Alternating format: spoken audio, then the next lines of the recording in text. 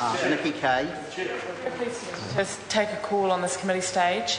I want to start off by just acknowledging the purpose of this bill and the amendments that the Minister has brought to the House. I want to acknowledge all members of the Select Committee, in particular our Chair of the Select Committee, Nikki Wagner. But I think there are some very clear differences between some parties around this bill. And I think what we on this side of the House have been very clear about when it comes to our environmental policy, we're interested in a very good risk management framework, and that's what this bill is about. Reasoned, sensible environmental policy based on good evidence and science. And I think that's part of my concern, is that sometimes I think in this Parliament we do see emotion take over. And if we are serious about having some economic development in this country, then I think we've got to be very clear about where the risks are. And I think what we've managed to do with this bill, and I do again congratulate the Minister on her amendments, is really ensure that we do have that balance, so that we have clear penalties, and we've seen that $600,000 to $10 million in terms of the penalties of this bill, that we have a very good focus on sustainable management, and that is now reflected in the purpose statement. But also I think it's really important to remember that one of the reasons why we're here is there is a regulatory gap. So I think I was very pleased to see the Parliamentary Commissioner for the Environment statement saying she congratulates this bill coming to the House, and she congratulates the fact that there has been a wider conversation about it, because we know there's a regulatory gap, we know that Parliament needs to do something, and that is why we're here. And I think we've actually managed to end up with a pretty reasonable compromise, of which puts a very important risk management framework in place that enables us to look at some of those economic development opportunities, but also enables us to protect our environment. And I think the changes that have been made in the SOP have been very important. And I also want to just address one particular aspect of Part 1.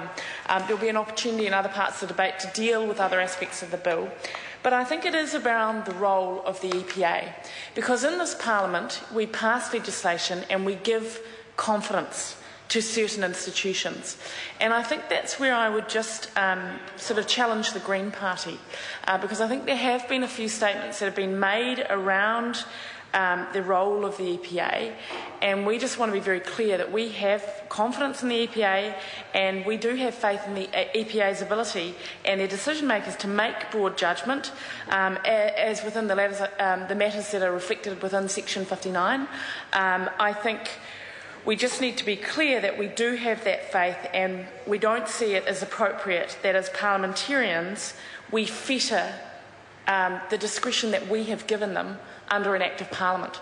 So I think that's a really important point, is that there is a role for parliamentarians in setting out that overall framework from an environmental management perspective, but actually the detail of particular decisions, we need to ensure that we give that, and we give that confidence to those institutions that we put in place. And we're confident that the EPA, we do have faith in their overall broad judgment, and that's why we set up the EPA under this government. So I think, look, we've got a pretty good record when it comes to environmental management. We have not only done massive reform in terms of the RMA Act, we've put things in like the EPA, we've spent hundreds of millions in cleaning up our rivers, and this is just another piece in reform that this government has undertaken. And I think it's really important that it's actually reform around our oceans as well, because we know there has been a gap. So I congratulate this bill, and I congratulate all the people that have worked on it, and I think that we have come to a really sensible balance that's going to not only protect our oceans but also ensure that we can potentially have a high standard of living in this country. Thank you. Cool. Reno Tirikatne. Thank you, Mr Chair. I'm pleased to make a contribution at the committee